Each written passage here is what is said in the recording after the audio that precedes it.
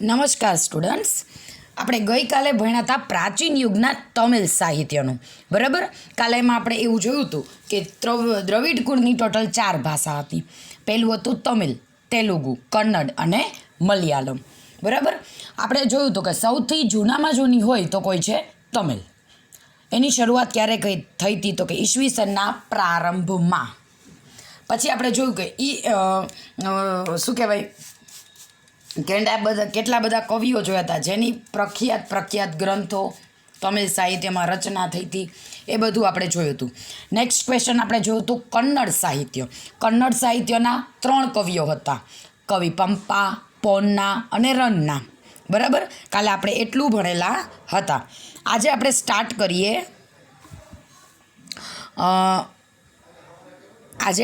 કરીએ ભારતીય ભાષાનો વિકાસ. આપણી જે ભારતની ઘણી બધી ભાષા છે એનો જે વિકાસ અને સાહિત્ય કૃતિઓ, જેટલી બધી કૃતિઓ રચવામાં આવી એની રચના દિલ્હી સલ્તનતમાં વેગીલી બની.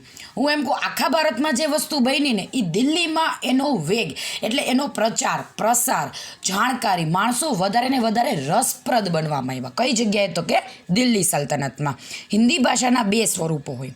આપણે જે માતૃભાષા હિન્દી છે એના 2 સ્વરૂપ છે, એક વ્રજ અને ખડી બોલીનો પણ સાહિત્યિક રચનાઓમાં વિનિયોગ થવા લાગ્યો. એટલે કે 2 ભાષાઓમાં રચના થવા લાગી. આ બંને ભાષાઓમાં અનેક ભક્તિ ગીતો, કેમ કે આપણા ભારતમાં ઘણા બધા ભક્તિ ગીતો પણ બહુ ફેમસ છે, એટલે ધીમે ધીમે ભક્તિ ગીતો થવા માંડ્યા. અને હિન્દી અને ગુજરાતી ભાષા સાથે મળી આવતી રાજસ્થાની ભાષામાં વીર ગાથાઓ, એટલે કે અમુક વર્ડ્સ હિન્દીના હોય અને અમુક વર્ડ્સ કોના હોય તો કે ગુજરાતીના હોય. એવી રીતે ટોટલી બેયનું મિક્સઅપ કરી અને આપણે બનાવી રાજસ્થાની ભાષામાં. અને વીર ગાથા એટલે કે મહારાણા પ્રતાપ હતા એ ક્યાં થઈ ગયા છે તો કે રાજસ્થાન, ઉદયપુર, બરાબર, જોધપુર પાસે થઈ ગયા છે. તો કે એની વીર ગાથાઓ એ સમયમાં રચવામાં આવી. આલા, ઉદલ અને બિસલદેવના રાસો આ સમયના વિખ્યાત વીર ગાથાઓ. આ ત્રણેય છે કે જેને વીર ગાથાઓ આખી એની રચના લખેલી. ધેન આફ્ટર આપણે જોયું ઓકે, આ ઉપરાંત અનેક આધુનિક ભારતીય ભાષાઓમાં પણ સાહિત્ય રચવાનું ધીમે ધીમે આપણે જોયું કે અલગ અલગ ભાષાઓમાં, ગુજરાતી, હિન્દીનો મિક્સઅપ રાજસ્થાનીમાં થયું. એમ ઘણી બધી ભાષાઓમાં સાહિત્યની ધીમે ધીમે શું થવા માંડી તો કે રચના થવા માંડી. મુલ્લા દાઉદનો ગ્રંથ ચંદ્રયાન એ અવધી ભાષા, જેમ તમિલ હતી, કન્નડ હતી, એમ અવધી ભાષાનો સૌથી જૂનામાં જૂનો. આપણે કેમ યાદ રાખવાનું, દાઉદ કેમાં બેસીને આવ્યો? ચંદ્રયાનમાં. દાઉદનો ચંદ્રયાન. જોકે પ્રાચીન ગ્રંથો પરના ભાષ્યો હજુ પણ આ સમયે સંસ્કૃત ભાષામાં રચાતા હતા.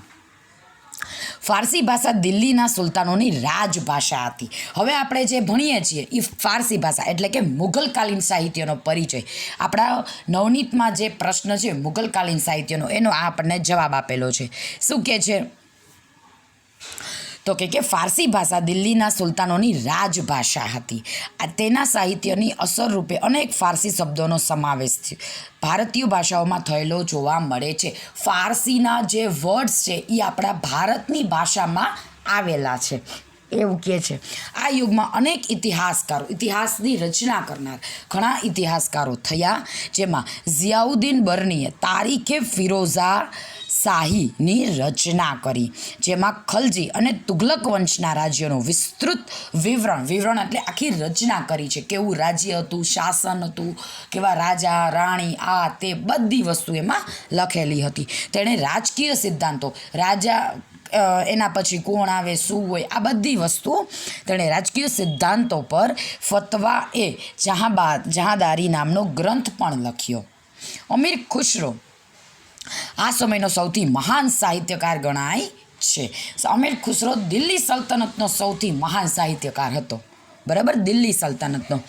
તેઓ એક કવિ હતા. હવે આપણને અહીંયા એક પ્રશ્ન શું આપ્યો છે, તો હવે પ્રશ્ન એવો કહે છે કે અમીર ખુશરો વિશે માહિતી આપો. તો આપણે કહેવાનું કે પહેલાં તો એ ક્યાંથી બિલોંગ કરે છે તો કે દિલ્હી સલ્તનતથી. એ કોણ હતા તો કે કવિ, ઇતિહાસકાર, સંગીતકાર અને રહસ્યવાદી સંત હતા. એક સંતમાં પણ એનું નામ આવે છે. સુપ્રસિદ્ધ હઝરત નિઝામુદ્દીન તેના ગુરુ હતા. નિઝામુદ્દીન ઔલિયા આપણે ઇતિહાસમાં નામ સાંભળેલું છે. એ આપણા અમીર ખુશરોના ગુરુ હતા. તેમની મહત્ત્વની કૃતિઓમાં, એટલે કે અમીર ખુશરોએ ઘણી બધી કૃતિઓ, ઇતિહાસકાર, કવિ તો હતા જ. એની બેસ્ટ કૃતિ કઈ છે તો કે આશિકા, નૂર, સિપિહર અને કિરાતુલ સદાયનનો સમાવેશ થાય છે. આ ઉપરાંત ઘણી બધી કાવ્ય ગ્રંથોની પણ રચના કરેલી છે. તેને પોતાના ભારતીય હોવા ઉપર ગર્વ હતું. એ એમ કહે છે કે આઈ એમ ઇન્ડિયન. એ મારા માટે પ્રાઉડ ફીલ કરવા જેવું છે. શું કામ એને તો કે અહીંયા એને એટલું બધું માન સન્માન, બરાબર, અને એને દિલ્હી સલ્તનતના જે રાજ દરબાર હતા એમાં એનું ખાસ સ્થાન હતું. એનું ઘણા લોકો માનતા. દિલ્હી સલ્તનતમાં એને એટલું બહુમાન દેવામાં આવતું હતું. તેથી તે ભારતને પૃથ્વી પરનું સ્વર્ગ ગણાવતો હતો, કે કોઈ સ્વર્ગ હોય તો એ છે અમારા ભારત એમ. તેણે પોતાના પુસ્તકમાં ભારતનું વાતાવરણ, હવે એ આપણે જોયું કે ઇતિહાસકાર છે તો એ ઓબ્વિયસલી કંઈક લખતા તો હશે જ, તો એને આખા ભારતનું એટલી બધી સુંદરતા રીતે વિવરણ કર્યું છે, વિવેચન કર્યું છે. મીન્સ કે એટલું બધું સરસ બુકમાં એને આલેખન કર્યું છે, લખ્યું છે.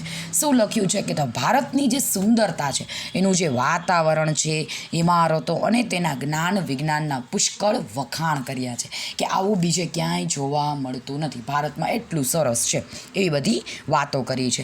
તે દ્રઢપણે એ એવું બિલીવ કરતા હતા અને લોકોને પણ બિલીવ કરાવતા હતા કે હિન્દુ ધર્મનું સાર તત્વ, હિન્દુ ધર્મ પોતાની સંસ્કૃતિ, પોતાના સંસ્કારો વિશે શું કહે છે તો કે સાર તત્વ અનેક રીતે ઇસ્લામ ધર્મ સાથે મળતું આવે છે.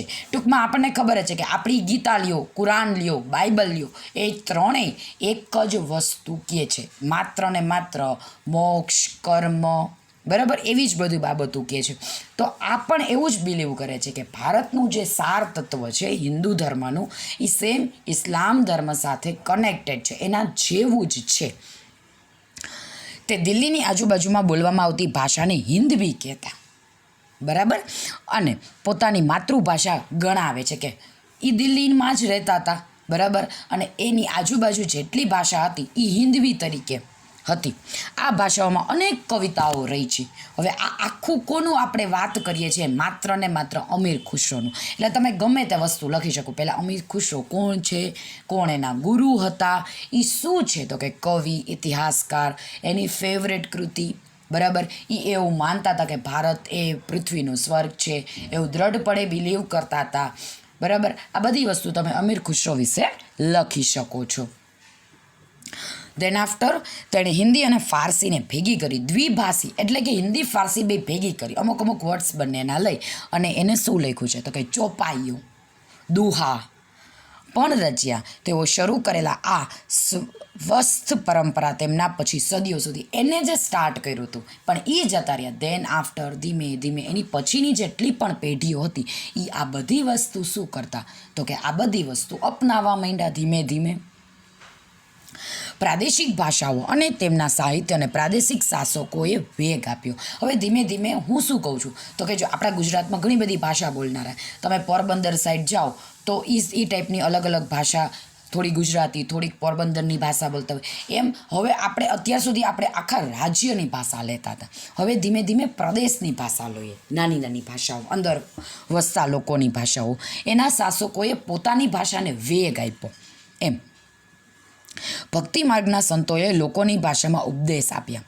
જે ભક્ત કવિઓ હતા એને શું કર્યું તો કે લોકોને ઇન્સ્પાયર કર્યા પોતાની બોલીમાં. તેમાં કબીર જેવા અનેક સંત કવિઓનો સમાવેશ થાય છે. એને બહુ જ સરસ લોકોને ઉપદેશ આપ્યા છે, લોકોને માર્ગદર્શન આપ્યું, કેવી રીતે જીવન જીવવું, બધી વસ્તુનું બહુ જ સરસ માર્ગદર્શન આપ્યું છે.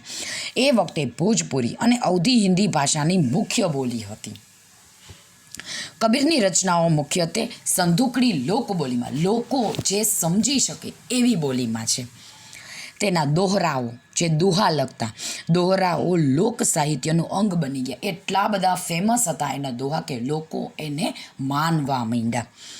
મલિક મોહમ્મદ જાયસીએ અવધીમાં પદ્માવત નામનું મહાકાવ્ય લખ્યું. આ ઉપરાંત તુલસીદાસનો સુપ્રસિદ્ધ ગ્રંથ, આપણને ખબર જ છે કે તમે ભગવદ્ ગીતા, રામાયણ લેવા જાઓ તો એમ કે વાલ્મીકી રચિત કે તુલસીદાસ રચિત, બરાબર. તો આમાં શું કહે છે? તુલસીદાસ રચિત રામચરિતમાનસ આ સમયે અવધી ભાષામાં લખાયો અને આ યુગમાં અવધી ભાષાના બીજા કવિઓ પણ થયા. ધીમે ધીમે એકે સ્ટાર્ટ કર્યું, દેન આફ્ટર ઘણા બધા કવિઓએ એનું થોડું ઘણું એના રિલેટેડ ઘણી બધી ભાષાઓમાં પણ લખવાની શરૂઆત કરી. આજનું હોમવર્ક છે અમીર ખુશરોનો પરિચય આપો. નમસ્કાર.